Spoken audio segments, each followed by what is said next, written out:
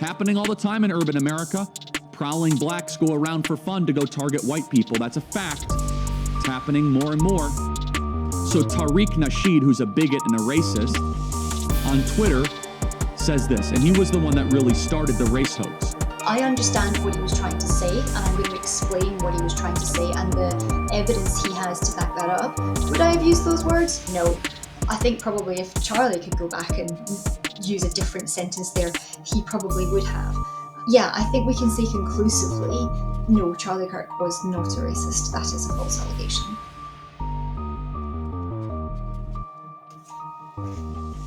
Hello everyone and welcome to this week's episode of About Abortion. I'm joined once again by our unofficial American correspondent, Debbie Mountford. Debbie, thanks for coming back on the show.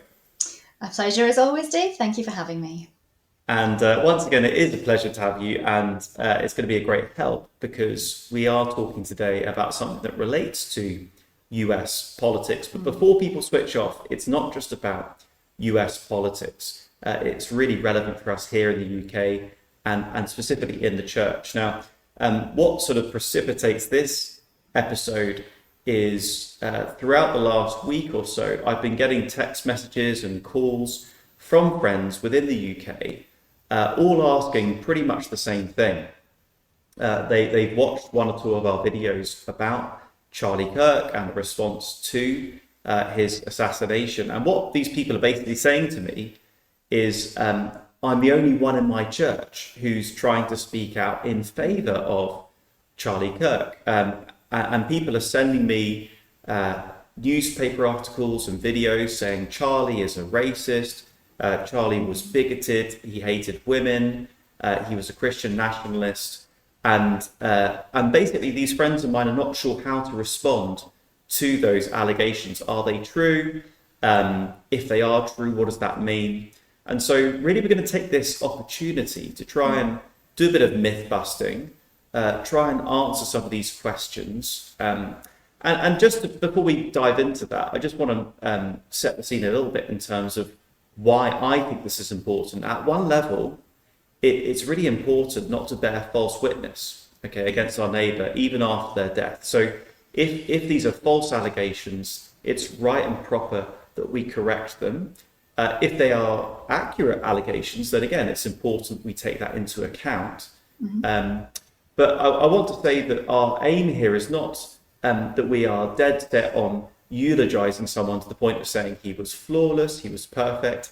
There may well be things that we know about or don't yet know about that we don't agree with. There are the ways that some people might use Charlie Kirk to support their particular cause in a way that we wouldn't join them in that. So this is not about trying to say this is a flawless person and we have to claim that they're perfect, but rather we just want to get to the bottom of this. And we also want to explore some of the deeper issues that come into play, like how do we handle the media and what's going on in our hearts when we believe things without looking into them firsthand ourselves. And how do we respond to some of those more complex or controversial issues into which Charlie Kirk spoke? So Debbie, over to you. You've been doing a bit of a deep dive on this stuff. Do you want to just set this up for us and tell us where we're going? Yeah, so I think probably first thing to say, I am the CBR unofficial US political correspondent, I suppose. I think most people who listen to us regularly know by now that American politics is a hobby of mine. I probably spend too much time on it, but we won't mention that. And Charlie Kirk was one of the people I followed closely. So I have been an avid listener of the Charlie Kirk Show for going on 5 years now. Not every day, but I would say most days in a week I would tune into Charlie. And the team. I've watched his on-campus debates, not just the short clips, but the whole thing. And sometimes he'd sit there for 2 and 3 hours debating with students, and some of his talks and speeches across conferences over the last few years as well. So Charlie is someone who obviously I didn't know personally, but I kind of felt like I did know him because I was so immersed in his content. So I think that's one of the reasons you're doing this with me. I think it's also another reason why I feel the need to defend him a little bit, because I do feel like, his death, I think, impacted a lot of people in ways they didn't necessarily expect. I was one of them. I definitely have felt Charlie's death more than I have felt, I think, the death of any other celebrity, you might call them, that I didn't, any other person I didn't know. It did feel a little bit like losing a friend. So I do feel a little bit, I suppose, defensive in that sense. But because I'm so familiar with his work and his content and what he did actually believe, that's why I feel we're well placed to do this together today. But before we start debunking some of the myths, Dave, one of the things I was listening to this week was Frank Turek's podcast on Cross-Examined. And it was being guest hosted by two ladies, because Frank is rather busy at the moment since the whole the Charlie thing. And Natasha Crane, who's actually written a brilliant book about the culture, she said this when they were speaking about it. She said she herself has realised since Charlie's memorial that she has idolised the personal safety of precision. And I thought that was very profound. She was talking here about how she and a lot of other people who've contacted her since have felt paralysed by wanting to be perfect when we share things, when we share truth online, because we don't want to be wrong, we don't want to be perceived wrongly, we don't want to be taken the wrong way. And she did go on to praise Charlie for actually his courage in just going out there and not really being afraid to share the truth, knowing that every now and again he was going to misspeak and make mistakes and say wrong things. But actually, how much more truth might he have gotten out there to people because he was so unafraid? And Natasha and the co-host reminded us that actually, the impact of our words, I don't want to misquote them here, the impact of our words is not due to us, but it's on God. It's not up to us how people take our words, it's God, particularly if we're speaking to gospel issues. So I kind of want to frame, when we're speaking about Charlie in that light, he wasn't perfect. And yes, sometimes he used words and phrases that I kind of wish he maybe didn't use in the moment. But I think it's a shame to judge someone who has, maybe 50 hours available, 50, 100 hours speaking about one topic. And one time he says something with a sarcastic edge or using incorrect words, and people will home in on that and judge his entire character or what his beliefs are on that particular topic, on that one misspeak, rather than looking at the wealth of evidence around it, which shows actually that's not what he meant at all, and this is his position. So that's one of the things I want to do today, is not just get bogged down in the nitty-gritty language, and yes, critique him where maybe he was wrong, but get to the bottom of what he really believed and the wealth of evidence for that. That's a really helpful angle. Thank you, Debbie. And I was reminded of a quote, I think it was by Dietrich Bonhoeffer. And he was agonized by the fact that the vast majority of Christians in Nazi Germany, they knew there was a problem, but they wouldn't do anything. And he said something along the lines of, it is more sinful to not make a decision than to make a wrong decision. As in, he was saying, inaction, doing nothing is the worst crime. We've got to act, we've got to move. And I think there can be this sort of, self-protective perfectionism, which ultimately is putting us at the centre, isn't it? It's saying, well, I don't want to open myself up to criticism, even by associating myself loosely with someone. So I'm just going to keep them at arm's length. And as I tried to explain in other videos we've done on this, I think that really is to shun a Christian brother.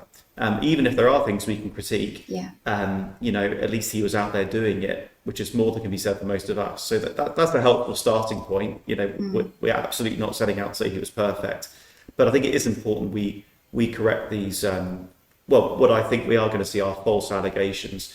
Now, I think it's probably fair to say there are two main ones that I've been hearing, and to an extent these are mirrored in the Guardian article that someone sent to me. I'll just get that up on the screen here, showing my technical prowess. Here we go. Charlie I'm glad Kirk you're in charge of that bit. Well, there's a lot that can go wrong.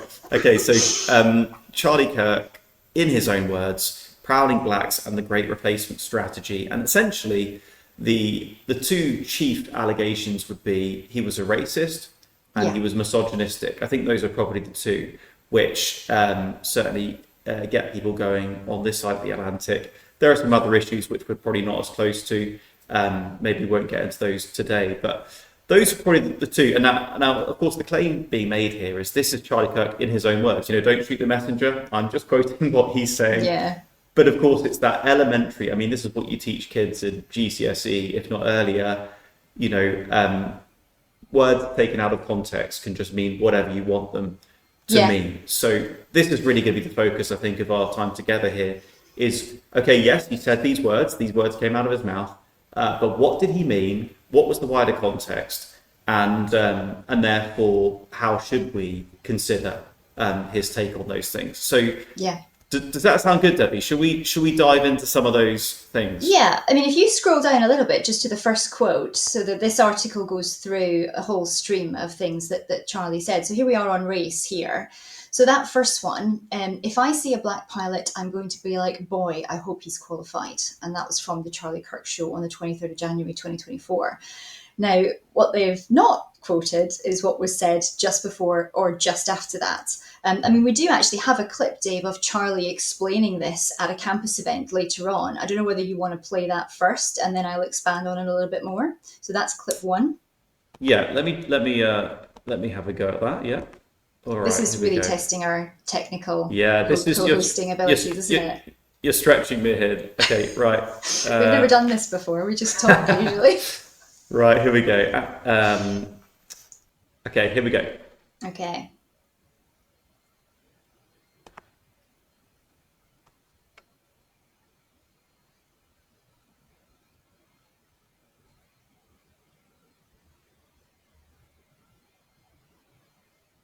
All right, let me tell you exactly what I said, Sure, okay? thank you. So this was in response, first and foremost, to United Airlines saying that half of all their new pilots that they're going to hire are going to be women or people of color. Currently, they're 15%. Okay. So they want to go from 15% to 50%. A conversation then ensued about how every time affirmative action is employed, standards have to be lowered. There's not a single instance where that does not occur. So then I said, boy, if I see a black pilot, I'm now going to wonder, is that individual qualified, or were they selected because of their race? Comma, but that's not who I am, but this makes me think this way. And I stand completely by that statement. Okay. Secondly, let me just finish. Sure, yeah, sorry. DEI and affirmative action, what it does is it lowers the merit, it lowers the threshold of standards, and increases things that do not matter, such as skin color and ethnic background. So that is what I said. Okay.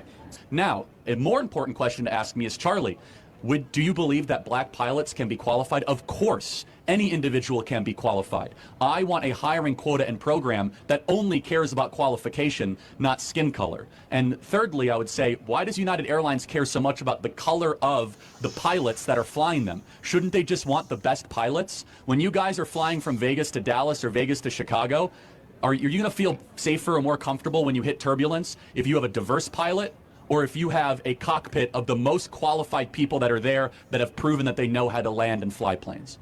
How do you feel about legacies in that regard? Because legacies obviously have a leg up in getting into certain institutions just based on who went there before them that is close to them. How do I feel? I think legacies are somewhat against merit, to be consistent. Yeah.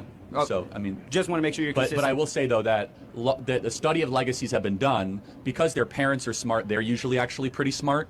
And so the moving average is that legacies aren't nearly as unqualified as some affirmative action people, but there are plenty of unqualified legacies that get into the Ivy League institutions, to be consistent. Okay, thank you.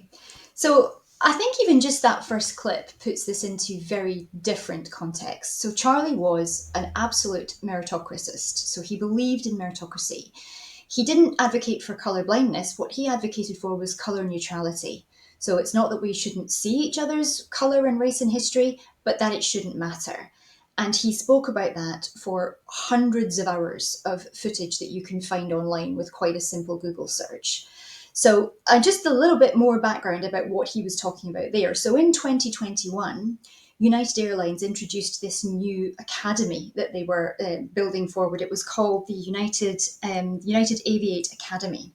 And Charlie is correct. At that point, they had, in fact, it was less than 15%, it was 13% of their pilots were women or people of colour, and they wanted to get that up to 50%. So Charlie's point here is how do you go from 13% to 50% without negatively discriminating against one race and positively discriminating against another? And one of the ways they do that is lowering the entrance standards and the requirements for certain minorities. Now, it may interest you to know that the first graduating class of this new academy came out in 2023, and I wonder if you can guess at the percentage they actually achieved of women or people of colour. Have a guess. Oh, I wouldn't like to guess. No, Well, they were aiming at 50. 80% of the first graduating class were women or people of colour in 2023. And this is Charlie's point. He was very, very against affirmative action. He was very against DEI. So affirmative action in the United States, for some British listeners, this might sound strange. It may be a word they've heard, but they don't know what it is. But until 2023, when the Supreme Court overturned this and said you can't do it, it's against the Constitution, America actively, positively discriminated in favour of people of colour, particularly blacks, African Americans. This was coming off the back of the 60s and the LBJ welfare programs and the passing of the Civil Rights Act, and it was meant to help correct previous wrongs. A laudable goal, but actually what's ended up happening is you're seeing much higher dropout rates from universities where affirmative action is a factor in admissions. So I'm just going to look here actually, because I do have this. Again, this was just before the Supreme Court overturned it. The SAT scores required for different races for Ivy League colleges were really quite eye-opening. I do have that. Hang on. This is what happens when I have so many notes, Dave. I can't find the right picture at the right time. Oh, where is it? Oh, it might actually be in this one. So yeah, I mean, it was something like an Asian student would have to get an SAT score that was 450 points higher than a black student. So actually, Asian Americans. Oh, here we are. Yeah. So an Asian American would need to get score 140 points higher on the SAT than a white person, 270 points higher than a Hispanic person, and 450 points higher than a black person for entry into Harvard. So, and what this actually ended up encouraging was higher dropout rates among ethnic minorities in these courses, because they're being admitted to the same courses on a lower standard. They have not attained the same standard as their white counterparts. So that puts additional pressure on the ethnic minorities because they're actually having to compete at a standard that they've maybe not attained. So the dropout rate is higher. It also doesn't, the reports of not doing wonders for self-esteem if you get there on that basis. The white students then ended up, it caused racism because the white students end up looking at the black students, think, well, did you get here because you got the same score as me on the SAT, or did you get here because of the colour of your skin? So actually the intention of affirmative action was to level a playing field. And what it actually did in practice was the opposite. It created tension and resentment where there didn't need to be any. What really needed to happen in order to be colour neutral was to say, it doesn't matter where you come from, it doesn't matter how much money you have, it doesn't matter the colour of your skin, everybody should be treated on a level playing field. That's why Charlie's so against DEI programs that discriminate in any direction and affirmative action. And that's what that quote was about. That's really helpful, because what we see there is something that sounds good on the surface, but actually backfires, even just in terms of racial tension, let alone, the standards of, say, a pilot or a university graduate. It backfires just on the level of racial tension, because like Charlie said, that's not who I am. I'm not racist. I don't like that it makes me wonder that. But the reason he's wondering that is not because he's a racist, it's because of this scheme, which literally requires different standards of different people according to their skin colour. So, if it was just something arbitrary, like they wanted 50% of their pilots to have a name beginning with the letter D, if you saw that your pilot had a name beginning with the letter D, you would wonder, are they there just because of that quota or because they're qualified? And it's not because you're a bad person that you're wondering that. It's just because they've got this actually quite bizarre scheme to, well, we can understand where it comes from, perhaps. But from a pilot perspective, from a how qualified is this person perspective, it's completely arbitrary and quite insane. So I think, it's one of those instances where you see that quote, out of context, and it doesn't sound good, okay? It sounds racist. But with just a little bit of digging, and it doesn't take very much, we find out what's really been said there. So no, he was not racist. His opposition was to DEI or affirmative action, which itself is racist. And we have to say the same thing, don't we, about Black Lives Matter and critical race theory. They might call themselves anti-racist. The reality is it's deeply racist because it's making judgments about people according to their skin colour. And we can see how much it stirred up racial tension. So actually, this is one of the things that Charlie Kirk was standing against. Now, as we said at the beginning, one purpose we have here is credit where credit's due. If someone has been wrongly accused, it's right they should be exonerated.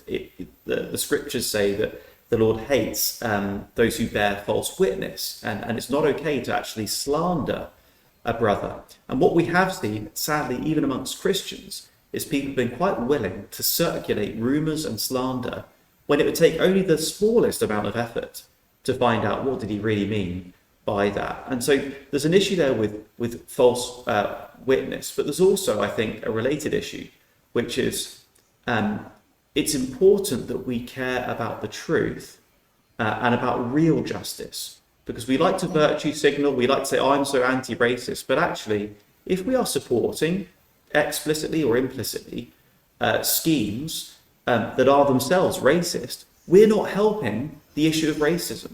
Okay, it's not helping Absolutely. with racism if we encourage or tolerate schemes that actually exacerbate racism. So, okay, if we really care about ethnic minorities, we really care about so-called racial equality, well, actually, we need to be truthful and not just say the politically correct thing the whole time, which is actually making things worse. And that is one of the things I respect about Charlie. I'm not saying he was perfect, but I think he had the courage to speak truthfully into these issues in a way that actually does good to people of all different colours if those schemes would be followed through. I think as well it's important. I mean, most of the Guardian quotes about race fall into exactly the same category as this. What he was talking about was affirmative action and DEI. It's worth giving people who don't know Charlie that well, as I say, I've followed him for years, just a little bit more background on where he really stood on race. Charlie led the largest youth Black leadership summits in the country. He led the largest Hispanic youth Black leadership summits in the country. Charlie and Turning Point USA have, I think, 40 members of staff working across Chicago and I think Philadelphia in inner city Black communities, trying to help improve those communities. Charlie was one of the founders of Blexit, which is the Black people leaving the Democratic Party kind of thing. So actually, Charlie works very positively within the Black community. There's many of his friends going on record. In fact, I think we have one of the clips that we can put in the show notes for people saying, Charlie Kirk is not a racist. He's got so many young Black men into the White House. Anybody that calls him a racist will have to come through me. Actually, his legacy of repudiating and rejecting racism and white supremacy, he never threw anybody that disagreed with him from the left out of one of his events. It didn't matter unless they were directly inciting violence. He would let them say anything they want. He'd let them come up to the mic. Their opinion, even if he completely disagreed, they were still welcome to stay, and he usually thanked them for coming. The only video I've ever seen where Charlie threw someone out of the building, it was a white supremacist. It was somebody who came up genuinely espousing white supremacist ideology, and Charlie was like, "Get out, you're not welcome here." One questioner at one event who was accusing him of white supremacy, he was going back to her with, well, what have I ever done or said that would make me guilty of white supremacy? And she pointed out that I think there were 4 individuals, volunteers, amongst the thousands of chapters that TPUSA has across colleges and high schools, who had been accused of white supremacist ideology. And Charlie's like, yeah, you're talking about 4 people out of thousands over a period of 7 years, and all 4 were immediately summarily repudiated and rejected. How does that make me a white supremacist? And again, all of this over and over and over again, you can see. Another one of the quotes, I'm not sure if this is one that the Guardian has, maybe it is about Charlie saying that Black women don't have brain processing power or something. Have you seen that one? That one's flying around the internet a lot as well. I've seen something to that effect. I've seen that one where he, where Michelle Obama and others were saying, we're only here because of affirmative action. So again, that was the context of the clip. If you actually listen to what he said, he wasn't talking about Black women. He was talking about 4 individual women who happened to be Black. And the context was that they had been talking about how they had benefited from affirmative action publicly. They had gone on record and stated, I wouldn't be here today without affirmative action. And Charlie was talking about 4 people he does not have a lot of time for, saying, we know you couldn't have got there on your own. One of them is the Supreme Court Justice, Ketanji Brown Jackson, who it was the same person when at her confirmation hearing in the Biden era, when she was put on the court, some would argue as a DEI pick, could not answer the question, what is a woman? And when she was asked the question, what is a woman? Her answer was, I don't know, I'm not a biologist. So this is one of the people Charlie is critiquing he's critiquing that person for not having the brain power. Another one Yeah. was Joy Reid from MSNBC, who was, I think summarily fired not that long ago for basically having completely daft opinions. And I mean, some of her quotes are completely insane. She'll talk about, in fact, I've got one of them here. Hang on, this is a good one. So it'll make you laugh. She says, no, I've lost it. Yeah, no, I've lost it. But it was, I've actually quoted it in one of my articles on our website. She was talking about one of the states, I think it was Missouri, that was bringing in both abortion restrictions because of pro-life laws and no-fault divorce. And she was comparing having to state a reason for getting divorced and not being able to kill your baby to the slave trade. And she said, basically, now it's a slave state. That was how she described it. Wow. So these were the women that Charlie Kirk was critiquing for not having brain power. He was absolutely not talking about black women in general. He was talking about 4 people specifically who benefited from affirmative action and who then later, in his mind, spouted opinions that were less than intelligent. I have to say, I probably disagree with him on Michelle Obama. I don't particularly like her, but I don't think she's stupid. The other 3, I firmly agree with Charlie. I think the only one of the Guardian's race quotes that don't relate to DEI was one about, and this was the Prowling Blacks quote actually that's got everybody completely up in arms. And this was in relation to a video that went viral, and it actually got about 40 million views, I think, at the time. And it was it was a pregnant white woman. I think she was a nurse, and it was in New York City, and there's this scheme, a bit like our Boris bikes, where you can rent a bike to travel across the city and then put it back. But they're not free, you pay money for them. And she had paid for this bike, got it out, and then there was a gang of young black guys who'd come up and were trying to take the bike from her. And when this clip went viral, it was portrayed as this white Karen, trying to take a bike from a young black man, when in fact it was the other way around. Now, when Charlie was speaking about, in fact, have we got the quote from The Guardian there for that one, Dave, just so that I don't misquote it? Yeah, we do. Happening all the time in urban America. Prowling blacks go around for fun to go target white people. That's a fact. It's happening more and more. Now, the context of this, again, was Charlie critiquing this video. Now, I happen to think, actually, this is one of the areas where I disagree with Charlie's language. I understand what he was trying to say, and I'm going to explain what he was trying to say and the evidence he has to back that up. Would I have used those words? No. I think probably if Charlie could go back and use a different sentence there, he probably would have. So I think it's worth saying that I asked ChatGPT to break down the crime rates in New York City by race, so victim and perpetrator. And what came back was rather interesting. So it turns out that in New York City, if I get the things up here right, yeah, okay. So among known suspects for larceny, you've got 16.2% white and the rest people of colour. So 16.2% white, the rest are people of colour. Arrests for larceny, they're actually arresting more whites than they suspect. So it's 16% suspects, and they arrest 18.4%. Again, the rest are people of colour. Homicide and violent offences in recent years. In 2023, you have 95.6% of homicides and 97.8% of non-fatal shootings in New York City were non-whites. 96.5% for homicides and 97.8% of non-fatal shootings. Now, when you look at the population of New York City, you see that whites make up about 40% of the population and non-whites make up about 60%. So, compare the figures. You've got 60% of the population committing 96.5% of the homicides and 97.8% of non-fatal shootings.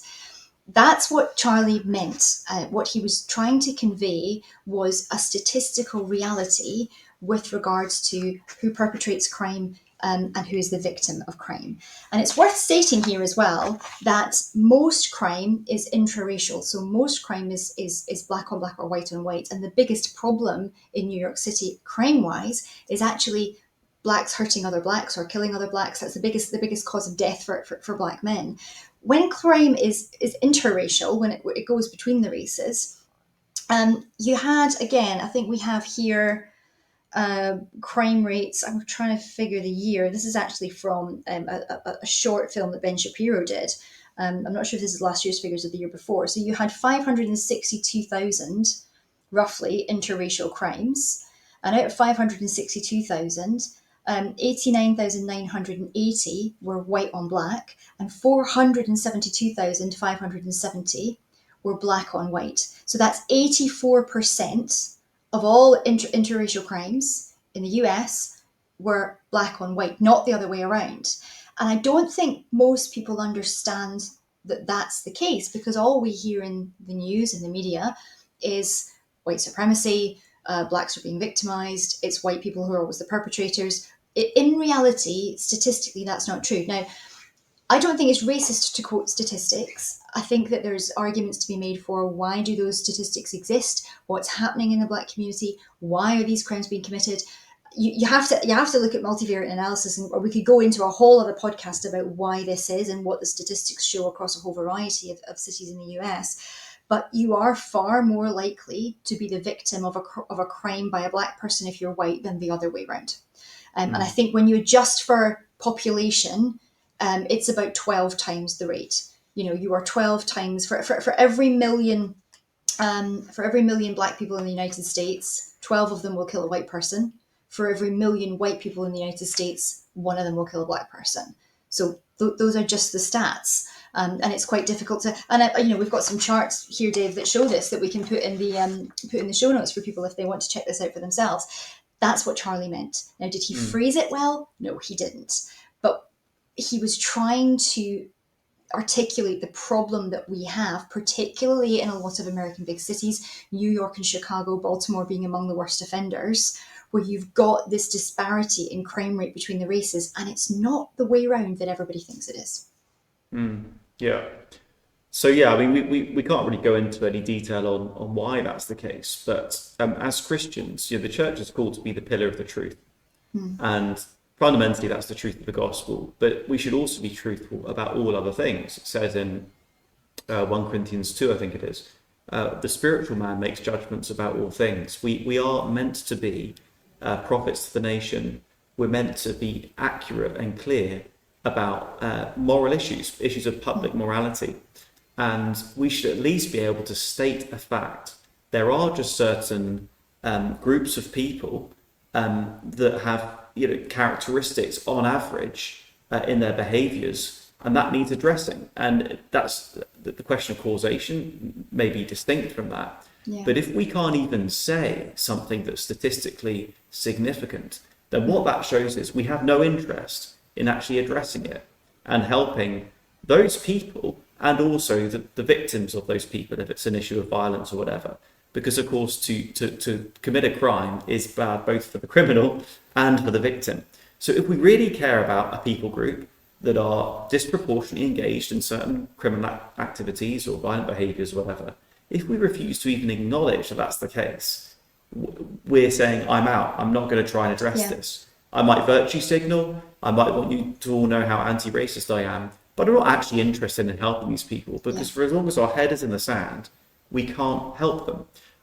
On this side of the pond, we could say there are other issues where there are trends that have been avoided by political correctness. No one's addressed them, or not enough people have addressed them, and certainly the government and the authorities have not addressed them. We've got obviously that Muslim grooming gang situation, which still to this day, even after this recent attack on a Jewish synagogue, so much of the media doesn't want to go there, pretending there's no correlation between Islam and Muslims and anti-Semitic violence.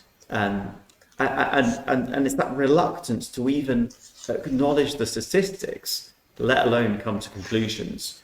That again, it shows our cowardice, it shows how uninterested we are in the truth, and how we don't really care about getting help to those victims. So again, probably wouldn't phrase it like that. And there's another similar issue recently in the States. A pastor on Twitter phrased something in a kind of similar way, and I thought, that's not helpful, because it sounds like you're saying that it's because of someone's skin color they're behaving in a certain way. But no, actually, I think he too, in a way that I think was unwise and unhelpful, maybe even deliberately so in that case, I don't know, provocative, was he trying to rage bait, I'm not sure. But he was at least speaking into an issue that's there and does need addressing, just as other people groups might have other issues on average that need addressing. Yeah. And Charlie, again, was clear on this time and time again. And again, I think one of the clips that we can put in the notes for people is a campus interaction where a young black man was trying to argue that whites and blacks are genetically different. And it was Charlie that was saying, no, we're not. This has been disproven. It was on the front page of National Geographic or whatever it was 6 months ago. Genetically, we're not different. We're the same. So he was actually arguing that, and he was getting quite heated about it, saying the only difference is melanin. That's the only difference. He was a huge advocate of this is a cultural problem, not a skin color problem. Yeah. But as you say, you can't address a problem and go into that problem and help unless you acknowledge that there is an issue. And in America, there is a huge problem with acknowledging the issue because it makes you sound racist. If you simply quote statistical accuracies about crime rates in America, you're a racist. And I think we need to be able to separate out the two and say, well, this is the case, but we don't believe that's the case because of skin color. There's clearly another issue. What is the other issue that's affecting this community, and how do we help solve that? And this is getting worse in the States, not better, I think, in part because they are so unwilling, as you say, to acknowledge a truth and speak into that properly. Everything becomes about DEI and virtue signaling, and no one's actually addressing the root cause of the problem. Yeah, and that's where our anthropology really matters, isn't it? Well, one of the places. What we believe about the human being makes such a difference. So Charlie obviously was a Christian, so he believed there's only one human race, that we are all. I mean, I don't know. Did he speak into creation and evolution specifically? I don't know if he did. But of course, believing that we are all from one father and mother, ultimately we're one human race. There aren't multiple races. Evolution gives rise to racism because you've got people who may have evolved at different rates and got to different stages. And also a biblical worldview says that human beings, we're fallen, we're sinful, we have a sin nature. And so if I'm sinning against someone, yes, I may have been a victim, and that may have some part to play, and there's room for that. But fundamentally, I'm responsible. I'm a sinner, and I'm responsible. Whereas critical race theory contradicts both those key things. It comes out of an evolutionary, secular, sort of godless worldview, where you actually do have different races, essentially. And also, it's not a sin responsibility framework. It's an oppressor-victim framework. And if I'm the victim, I'm therefore not the oppressor. I'm therefore innocent, and therefore you can't critique me or demand that I take responsibility for my actions. Yeah, I mean, I absolutely, as usual, Dave, we're of one mind. I think a couple of things you said there just really resonated with me. Yes, Charlie did speak out on evolution. He was a creationist, and he was bold in that, and I'm thankful for it. But I wonder how many people know the full title of Darwin's Origin of the Species. It's about a 25-word long title, but there's racist eugenics actually in the title, and the eugenics movement came from Darwinistic evolution. Because this put forward the idea that there were inferior races. Darwin saw Black people as much closer to apes. He saw them as evolutionary inferior. Margaret Sanger from Planned Parenthood borrowed from Darwin's. So did the Nazis. So did the slave trade. It was, it's amazing how much has come from this. Charlie was so vocal against this, and he was also really vocal about trying to speak into that victim mentality that you spoke about within the Black community. One of the things, again, one of the clips that's going around is Charlie thinks that the Civil Rights Act shouldn't have happened and Blacks were better off under segregation. Again, no, that's not what he said. Charlie was said again and again, he absolutely agreed with the intent of the Civil Rights Act, but unfortunately the act itself was worded too broadly. There were multiple clauses to the Civil Rights Act, and it wasn't just about equality for Black people. And the Civil Rights Act has since been exploited, particularly by the trans agenda, to allow men into women's locker rooms and into women's sports. And that's what Charlie was saying. He was saying he wished the act had been worded more narrowly so that the intent of the act was all that actually happened. his point about the 40s and 50s was not that black people were better under segregation. It was that the black family was more intact and better off at the time per capita. The black, despite segregation, despite everything that they had to face, even in the antebellum South, blacks were outstripping whites in terms of the rate of wealth creation. Obviously, whites were starting in a much higher position because of very, very unjust laws that we wouldn't agree with. But in terms of the rate of growth, blacks were growing faster. Their families were intact. Fathers were in the home. Charlie attributed a huge portion of the cultural problem that America sees within the black community today to fatherlessness. So when the Civil Rights Act was passed, Lyndon B. Johnson followed that up with a huge welfare state program called the Great Society, which incentivized single motherhood. And the black community now has a fatherlessness rate of, I think it's 72%. 72% of black children grow up without a father in the home. Before the Civil Rights Act, that was 25%. It's much lower in the white community. And we know even Barack Obama went on record saying you're 9 times more likely to go to prison without a father in the home. I mean, there's so much data to back up what happens to children if they have if their fathers are absent. And that's what Charlie meant. He was trying to use nuance. He's often accused of not being nuanced and being too brutish, when in fact, most of the time, a lot of his points were extremely nuanced and people just took the top line away from that.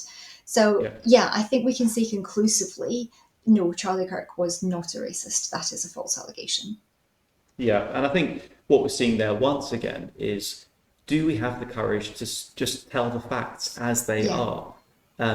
Because actually, on the face of it, to say something like, oh, black people were better off before segregation, it sounds racist on the face of it. But then when you look into it, again, can we as Christians ask that question? Well, hang on a second, is it true? I mean, it could be true.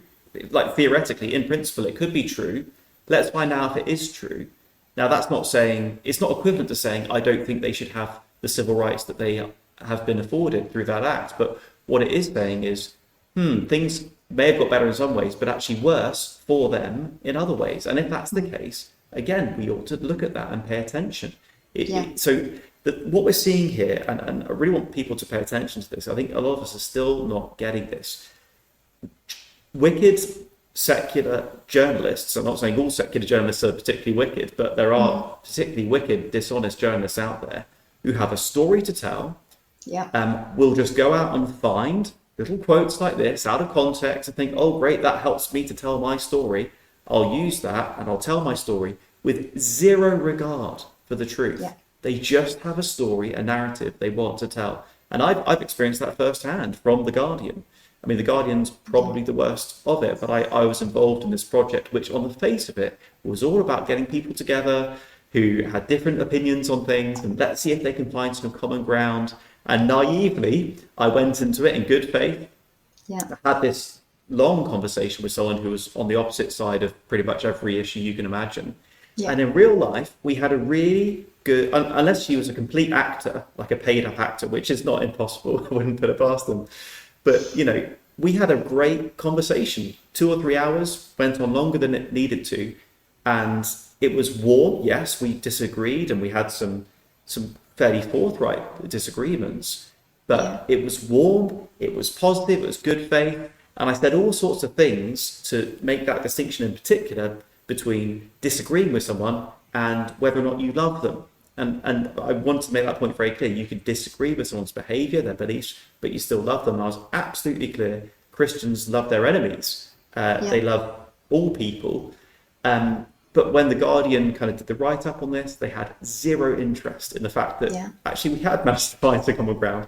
And actually I wasn't being hateful. They just had a story to tell. And so they made me out like the worst bigot ever.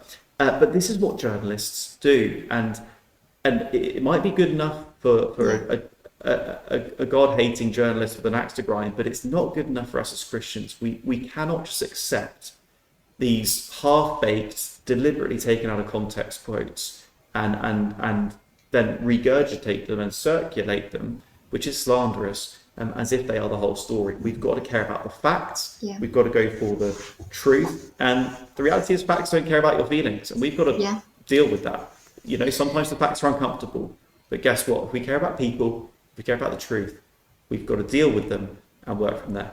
Yeah, and I think as well, going back to Charlie, obviously he suffered from this hugely, and one of the things, and we're talking about, was he a misogynist, but also he was painted as being absolutely anti anyone LGBT, but viciously so.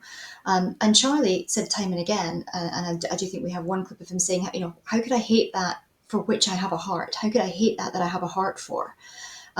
Charlie had gay members of staff. Charlie welcomed, people who were gay into the conservative movement. He would openly say to them, my faith teaches me that marriage is between one man and one woman, but I don't believe you should be defined by your sexuality. One of his best friends with whom he had dinner numerous times was Dave Rubin, a former liberal turned conservative who is a married gay man.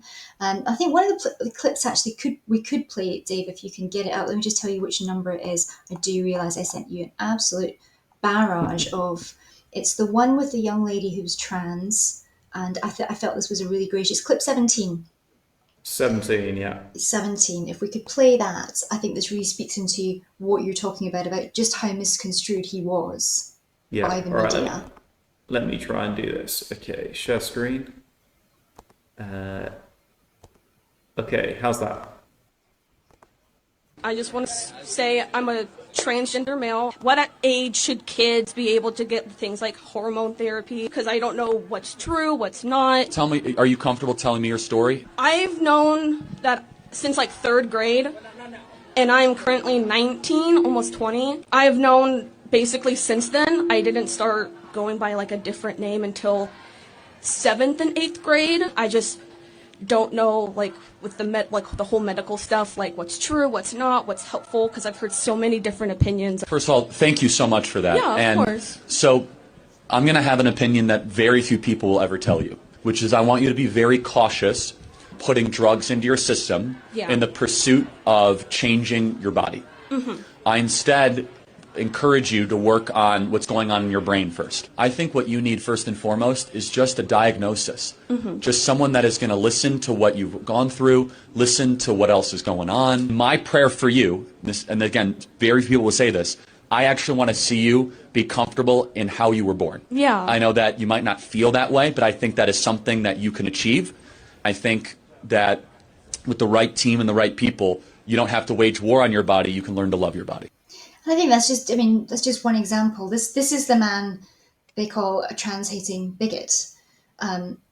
He didn't hate anyone. He was very open about, I do have a belief, it's grounded in the Bible. He also said it was grounded in common sense and science and biology. That does not mean I hate you. You were made in the image of God. Everybody is valuable, regardless of where you are, regardless of creed, color, ethnicity, sexuality, gender identity. Charlie was very clear. We are all all valuable, all made in the image of God, and he was very good at bringing the unborn into that, for which we're very grateful. And yet he is relentlessly attacked for speaking truth, and most of the time doing it very, very graciously under fire. Charlie turned down tens of millions of dollars in donations from donors who wanted him to tone down the Jesus talk, who wanted him to tone down the gospel. Charlie shared the gospel continually and faithfully on college campuses in just about every speech he gave. He was very vocal about Jesus was his Lord and Savior. And he used to say that, the most important thing anybody can ever do is to engage in helping to win souls for Jesus Christ. He's like, that is the most important thing, no argument. He would say his job was the second most important thing. And when people would ask him what's the second most important thing, he would say to make sure you can do the first most important thing. And that's why Charlie was engaged in politics. And I know there's a lot of people, you spoke a lot about the third way last week, Dave. We're not going to go down that path. I have a lot of Tim Keller behind me here. We're big Keller fans in this house, but I don't, agree with Tim Keller on everything, but we don't have to. I also think it's strange that Tim Keller has sadly left us now, and we've lost a giant, and he's with the Lord. But people didn't pounce on him the way they've pounced on Charlie for the areas of disagreement. We were able to come together and say we've lost a brother, and we grieve, and we're grateful for what he gave us. And I did disagree with Tim Keller a lot, although Andy reminded me last night that, well, actually, he was preaching into New York, so he was in a situation where he was trying to spread the gospel in one of the most liberal places on earth. So maybe give him a bit of a break there. And I thought, okay, fair point. Charlie took a different tact, and I think we are more in line with Charlie in the line of work that we're in. We're very forthright. I'm very forthright. I'm very much a truth will set you free, and you can say it graciously, but we must stick to the truth. And I think, Charlie's mentor, Frank Turek, who was with him when he was shot, and who wrote the first apologetics book I ever read, I Don't Have Enough Faith to Be an Atheist, fantastic author and speaker. Frank talks about Christians in politics, and he always says, he uses a picture of a nighttime satellite view of Korea, of North Korea and South Korea. And the contrast is really stark. North Korea is in complete darkness. South Korea is clearly vibrant with lights. And he's like, what's the difference between North Korea and South Korea? And the answer is politics. Politics is, what is politics? Politics is just how a group of people living in a community together decide how they're going to live together. And if we don't get involved in politics at all, if we do step out of it and take our foot off and don't engage with the culture, then the culture will shift significantly, as it has done in our country, in one direction rather than another. And it is already affecting our ability to proclaim the gospel, our ability to share the truth of the Bible. And that was what Charlie was trying to do. He was God first, absolutely. Everybody needs Jesus. And he proclaimed that loudly, but he was trying to do it through the realm of politics. And, a lot of Christians, particularly in this country, have almost, as we've said before, visceral allergic reaction to Trump. I do think it's very interesting, the memorial service, the number of people who are attacking it, even in the comments of your last videos, Dave, because of what Trump said. So you had 2 hours of worship music with nearly 100,000 people joining in singing Alleluias, 5 hours of speakers, the vast majority of whom shared the gospel. The number of Christian speakers, you had the second, third, and fourth most important people in the US government give absolutely clear and heartfelt gospel proclamations from the front, along with pastors, along with friends, along with colleagues. It was a memorial service. Did you also have non-Christians speaking who were angry that their friend had been shot in 4K on TV? Yes. And I think, why is there no understanding for that? And all of that faithful gospel proclamation, which was streamed live to 100 million people, is apparently nullified because after Erica Kirk had bravely got on that stage and said that she forgave her husband's killer because Christ had first forgiven us, and it's what Charlie would do, Trump then said in his speech that, I can't forgive my opponents, I hate my opponents. And he said it, if you're familiar with Trump's tone in any way, he was trying to be humorous. Now, again, I'm not going to defend Donald Trump and everything. A lot of the stuff he says, I wish he wouldn't say. I wish he hadn't said that. I think it was very ill-advised. I suppose you've got to say at least he was truthful. Would we rather he lied? And he did say it to try and inject a little bit of humour into a very solemn occasion. And again, if you're familiar with watching Trump long form as he speaks and not just these very selectively edited clips, that's fairly classic of him. But as Christians, we seem to have just absolutely jumped on this memorial, and we're nitpicking and pointing. And the thing is that you'll get that, well, yes, this was good and this was good and we're very thankful, but then the list of buts seems to be much longer than the things we're thankful for. And I sit and think, if we had politicians, if we had the second, third, and fourth most important people in our government stand up and proclaim the gospel like that to 100 million people live, what would we think? How would we feel? Would we feel fortunate and blessed that we had that many faithful followers of Jesus Christ in government influencing the policies that are going to impact people? We love God first, and Charlie was very clear about this. We love God first, but it's our love of God that gives us a love of people, and policies affect people, and that's why actually politics is important. And I completely get it. If there's good and bad on both sides, I would never ever say that the right has everything sorted and the left is terrible. There is good and bad on both sides, but I think particularly in America, because we don't really have a right and left anymore in this country, not really. But even the right that's rising is kind of all mixed up because it's new and there's lots of different things in there and it's very messy. But America does have a very established right and left, and they're not the same. They're really not the same. And I think that's something that's important to cover. And I just I think in the resources, Dave, that I sent you, could we bring up resource 33? Yep. because I do think this is important for our listeners to get, because I think a lot of people, again, on the Tim Keller kind of third way approach, are thinking that we really have to stay out of this because it's the gospel first. And of course it's the gospel first. I don't think any of us would ever dispute that. This is a Reuters survey that came out recently. And it's basically a survey on the justification of the murder of Elon Musk and Donald Trump. Okay? So you've got right of centre. Is it justifiable to murder Elon Musk? 14%. Is it justifiable to murder Donald Trump? 20%. And that's right. That's on the right. That's people on the right wanting to murder Donald Trump. Left of centre. 56% of respondents left of centre say it's okay to murder the president. And is that 50.2% say it's okay to murder Elon Musk? I think another survey, if you bring up Resource 35, or you just scroll past number 34. There we go. Here we go. This is another survey by Reckless Youth. Is it ever justified for citizens to resort to violence in order to achieve political goals? Now, again, you look at the age distribution here. Actually, if you're over 60, you've got the moderates there in grey. It's the moderates who are the lowest in terms of agreeing that political violence is sometimes justified. The conservatives are the next lowest on red, but there's not much in it between conservatives and liberals, and they're below the sort of 9% mark. Look at the under 39s. Look at the under 40s here, and look where that liberal line goes. We're up at 30% of under 40s think it's justified for civilians to resort to violence in order to achieve political goals.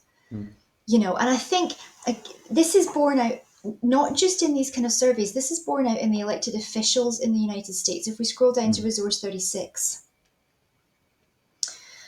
and a lot has been made on social media in order to sort of present this, there's fault on both sides and we have to rise above it third way element. A lot has been made of the shootings back in June of Melissa Hortman and her husband, and there was a couple of other. Now these were local legislative officials in, I think, Virginia. So they weren't from the US House of Representatives. I can't speak. They're at the state legislative level, so much lower down. Of course, doesn't make them any less important. They're still people. And there is some ambiguity about the motivation of the shooter there. A lot of people will say, well, he was right-wing, but yet he had anti-Trump flyers in his car and he worked for Tim Walz, who was a Democratic governor, and said to the FBI that Tim Walz, was telling him to do it. There was mental illness here as well. But let's just say, for argument's sake, yep, he was a nut job on the right. The right have nut jobs as well as the left. But at that point, if you just scroll down a little bit to the Minnesota lawmakers' resolution, so at that point, a resolution was put forward in the US House of Representatives, I can't say that today for some reason, to condemn the murders of these Democratic lawmakers. And the Republicans, everybody who was there, I think 3 were on holiday, everybody who was there voted yay. Even though these were state lawmakers on the other side of the aisle, the Republicans were able to say, well, yes, of course we condemn their murders, regardless of who committed it.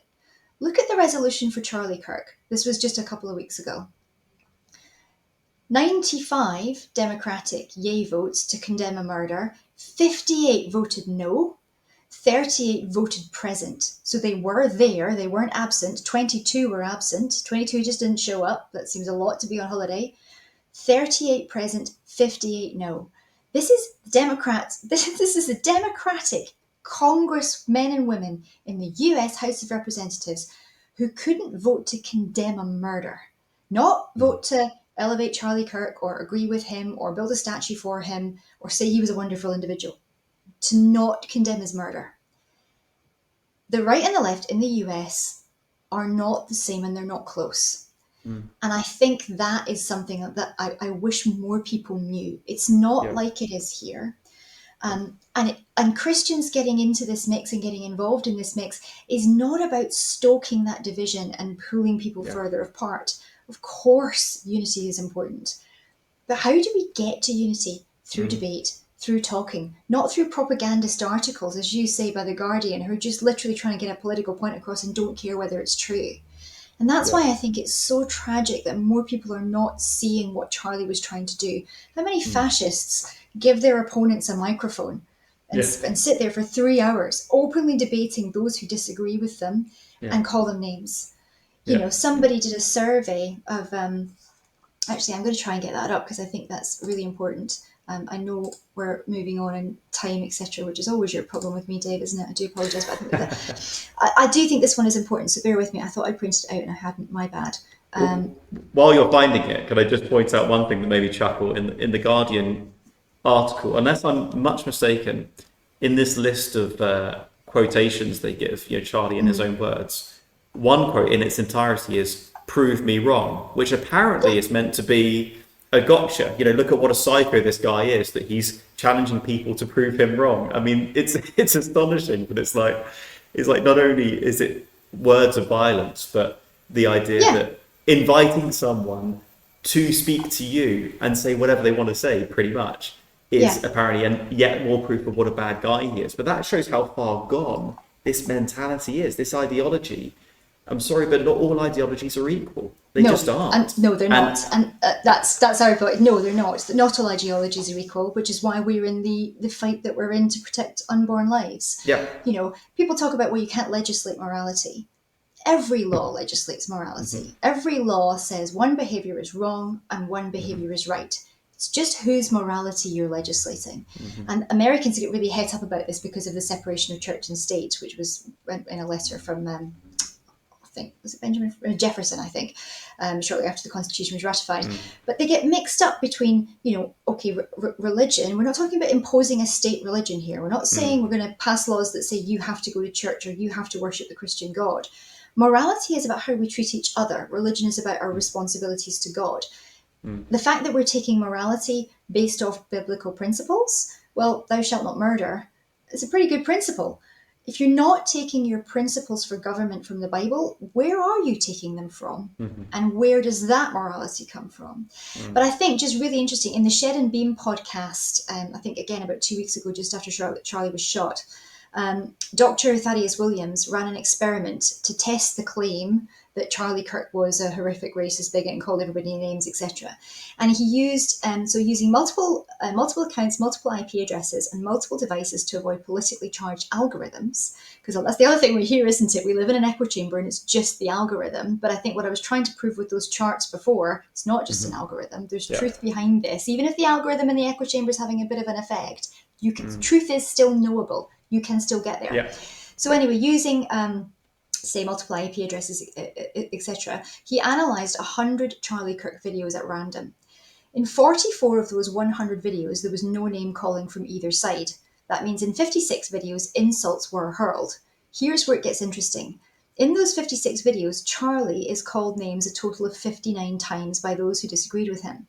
He was called stupid, insane, honourless, classless, weird, freak, loser, pathetic, spineless, cowardly, sick, piece of trash, Nazi, Hitler, and dozens of other unsavoury terms I won't bother to repeat here. In no instance did Charlie Kirk respond by calling the person who insulted him a derogatory name. Not once did he return evil for evil. Quite the contrary, in fact. Often he hushed the crowd so his opponent could continue to make their case, and often he thanked his opponents for their courage in publicly engaging with him on hard topics. How many times did Charlie, in the 100 videos, resort to name-calling? The answer is 11. In one video, he called someone a low IQ individual. Who was he referring to? A young man who praised Adolf Hitler. In another video, Charlie used the term idiots. Who did he use that term to describe? A now defunct group of neo-Nazis known as Identity Europa. In a third case, Charlie used the term losers. However, he was not addressing a particular individual. Rather, he was telling young men to not live in their parents' basements or on their parents' dimes playing video games all day, but to make something of themselves. In the fourth instance, he levelled the insult, stupid Muslims. In the very same breath, he made it obvious that he is not describing all Muslims, but speaking of a subgroup within Islam that kills Jews. In a fifth and sixth instance, he used the terms tranny and freaks in the context of describing specific individuals who celebrate such terms themselves. In the seventh instance, he referred to 4 specific black public figures as lacking brain power. We've covered that one off. We know what that's about. And then there was the issue with black pilots. He did say, when I encounter anyone around the ideology of white supremacy, I repudiate it and I reject it. TPUSA rejects anyone that has hatred. Would a white supremacist organisation hold a black leadership summit? host the nation's largest youth Latino leadership summit in the country. This leaves 3 cases in which Charlie called someone names, and these are the videos that I think are most revealing about who Charlie was and what he believed and what he stood for. The names: I'm a sinner, I'm selfish, I'm broken. And there he was referring to himself. And only thanks to Jesus' perfect sacrifice, coming and living a perfect life, that I get to do something I do not earn, but has been given to me. This is the free gift, this gift of eternal life. That's what Charlie said. And Dr. Thaddeus Williams concludes, in the end, Charlie Kirk's most vivid cases of name-calling was aimed at none other than Charlie Kirk. Was he perfect? No, and he knew it. So he looked to the only one who lived a perfect life, Jesus Christ, the perfect sacrifice. May broken, selfish sinners like us do the same. That's great, isn't it? And that is, again, the power of a certain ideology, the gospel, and being able to engage as someone who knows he's a sinner in this public battle for righteousness, not as a way of justifying himself, but because he's justified by grace through faith, as every Christian is, and able to engage in that way, and able to take those hits again and again. And that is the way of the cross, isn't it? Jesus promised his followers that if the world hated him, they'd hate his followers as well. And I think Charlie accepted that, and he didn't retaliate generally. Of course, he had his moments, as we all do, under immense pressure. He was, and yet. And we've seen that so seldom did he retaliate. And I think it's also, again, worth mentioning that there is a time, actually, for name calling. Jesus did it. John the Baptist did it. The apostles, the reformers. I think British Christianity can be very toothless, and we sort of think, oh, if anyone ever says anything hard-hitting, they must have got it wrong. Sometimes yes, but sometimes no.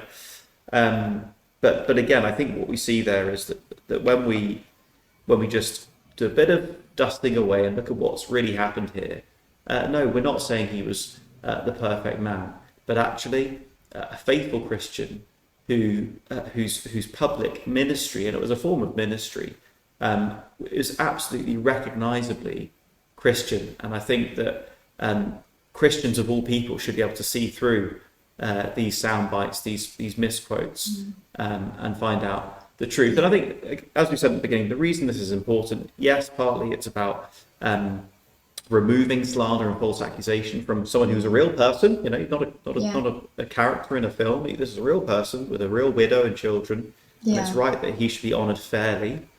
But it's also, I think, very revealing of issues within the UK church, how quick we are to believe lies that are unfavourable when it's a figure that the media generally despises. But on the other hand, and we don't need to go over all this again, but how ready we are to believe lies that are favourable with a figure that the left media sees as a kind of a hero figure or a victim figure, as we saw with the George Floyd issue. And we Christians need to be better at seeing through that.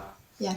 And we are, as you mentioned as well, we are called to expose evil. We're called to expose evil. We're told to put on the full armour of God. We're told we are in a spiritual battle. And yes, I mean, even Jesus called out in Matthew 23. Jesus really went to town on the Pharisees. Well, who were the Pharisees? Well, they were the religious leaders of Israel, but they were also the political leaders of Israel. People will say, well, Jesus didn't get involved in politics. He did. He called out the Pharisees. In fact, I think, I was reading this one last night. It was Matthew 23, verse 23, isn't it? Woe to you, scribes and Pharisees, hypocrites. Oh my goodness, I don't have my reading glasses down here. That's terrible, isn't it? But I need reading glasses. He was taught. You tithe your mint and dill and cumin. And you ignore the greater things of the law. That's again, I think that is one of the things that as Christians we should be doing. The slaughter of unborn children, the baby genocide that's going on around the world in our country, to 250,000 babies a year. That is our political leaders ignoring the greater things of the law. And it's not about putting politics above the gospel or trying to in any way hamper the gospel through politics. It's about adhering to a biblical command and trying to find the best gospel-centered way of doing it. But that's not always standing back. Sometimes that's getting involved in the culture that we live in and trying to change it as we live in it before we get to the kingdom of heaven, because obviously nothing will be perfect until then. Thank you so much for listening to this week's episode of About Abortion. I hope you're appreciating these podcasts. And if you are, can I ask for your help in getting these vital messages to more people? We're delighted that we can get these to people free of charge.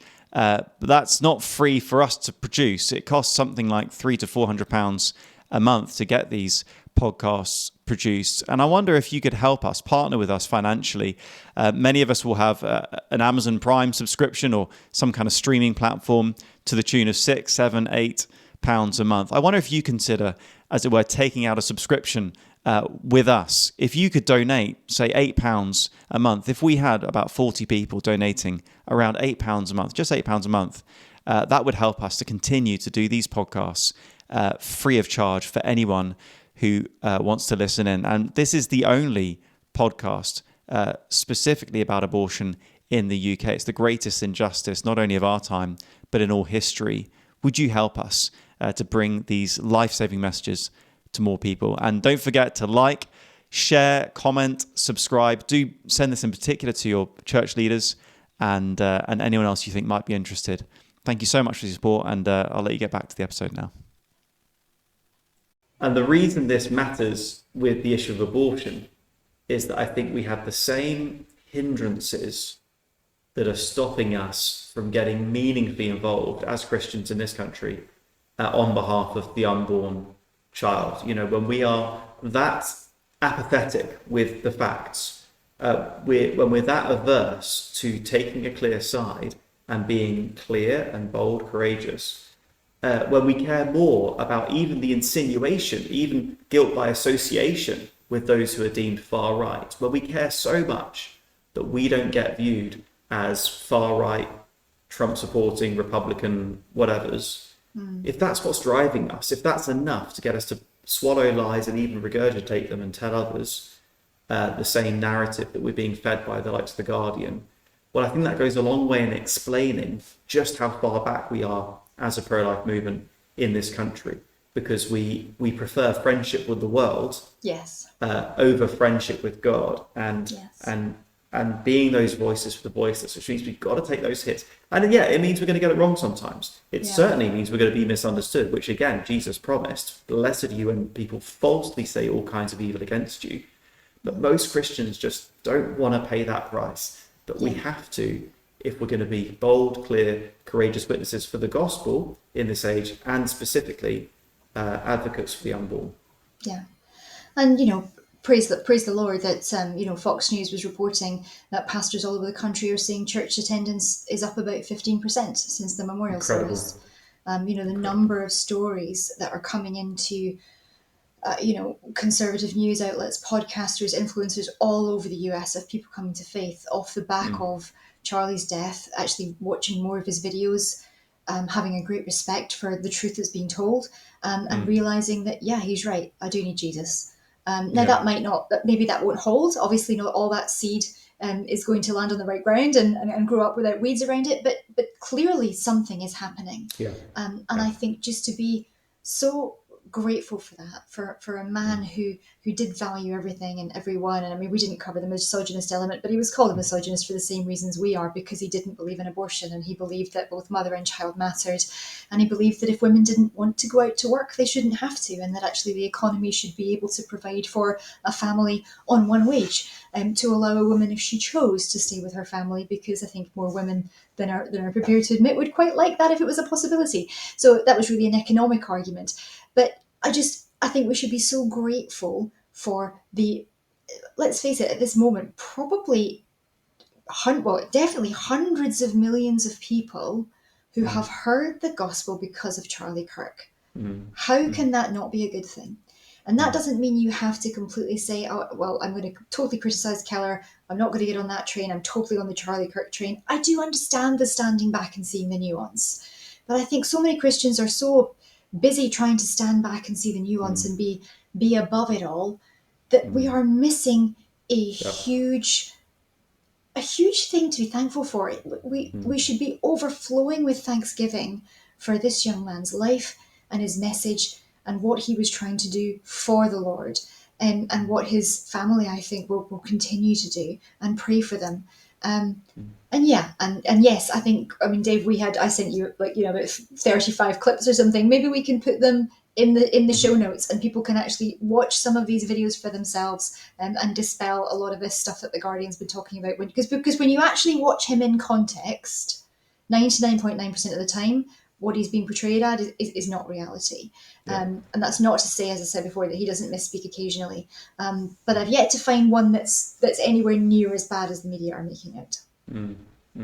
Yeah. Final thought I'd like to just share is, whenever there is real revival, and I guess we're yet to see perhaps whether this can be classified a real revival. I suppose it's what happens over the next few months and years that will show that. But it's definitely got a chance, hasn't it, of being an incredible revival, absolutely incredible. And the quite sobering and I think even scary thing about revival is there are always those within the professing church who stand against it or who find themselves outside of it. They criticize whether it's what they perceive as inappropriate enthusiasm, or it's too emotional, or the people who seem involved in it are of a different churchmanship from me, or whatever it might be. There are lots of people who would definitely see themselves as Christians. If you look back at historic revivals, even the Hebridean one, the last one in the UK, there were churchmen who stood against it and who opposed it viciously. And I'm really concerned that many of us could find ourselves outside of this great move of God, if it turns out to be such, or even opposed to it and bad-mouthing it. And likewise with the pro-life movement, many Christians are happy to criticize it from the outside rather than getting involved. And ultimately, it's about priorities, isn't it? It's not about saying someone was perfect or there aren't issues. There are always going to be issues. Where there is a move of God, there are going to be issues. There is going to be attack from without and from within. There are going to be problems. There are going to be sins. There are going to be, no doubt, sadly, key leaders who fall because of sin. That's going to happen, but that doesn't mean God isn't at work. And we need to be on the right side, not just of history, but of what the Lord is doing in this moment. And something big is shifting in our culture in the States and even here. And we need to be really alert, prayerful, watchful, and make sure that we are, as far as possible, aligned with what God is doing and on his side, rather than just throwing stones from the outside. Absolutely. I think we better leave it there, Debbie. I know we've only done, I think, 4 out of your 37. Put them in the show notes, Dave. People can look at them themselves. I'll put them in the show notes and people can do further research. But you've got us off to a great start. Thank you, Debbie, and thanks everyone for listening in. Please do, of course, share this with folks that have these questions. I know there's a lot of people out there trying to get to grips with what's going on. Hope this is helpful. Hope it drives us to think about those issues of the heart and the way we see the media and righteousness and justice, the issues of our day. And I hope that this will also therefore help us to sharpen ourselves and one another in the fight for the unborn, to the glory of God. Thank you, Debbie, and thanks everyone. We'll see you next time.